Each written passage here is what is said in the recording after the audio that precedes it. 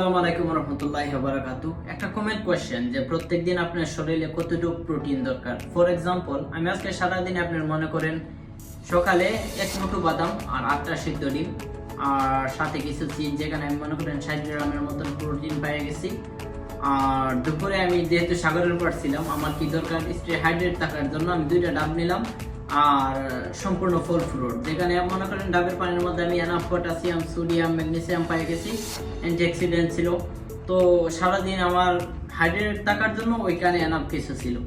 আর রাত্রের জন্য এখানে দেখেন আমি 200 গ্রাম স্যালমন ফিশ নিলাম, সাথে কিছু স্পিনাচ নিলাম, পালং শাক যেটা বলে। এখানে মনে করেন আমি প্রোটিন পেয়ে যাবো ইজিলি 60 গ্রামের মতন প্রোটিন পেয়ে যাবো।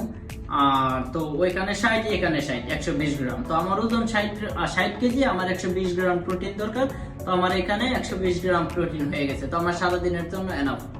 তো আপনার ওজন যতটুকু আপনার শরীরে প্রোটিন দরকার ততটুকু, যদি আপনি স্টে ফিট থাকতে চান আর বডি বিল্ডিং করতে চান। আর আপনি যদি নর্মাল মানুষ হন তাইলে মনে করেন আপনার প্রত্যেকদিন আপনার ওজন যতটুকু, তার চাইতে যদি আপনার ওজন হয় 60 কেজি, আপনার 120 gram protein enough. So eating healthy is another way to take care of your health. So try to eat healthy, stay healthy.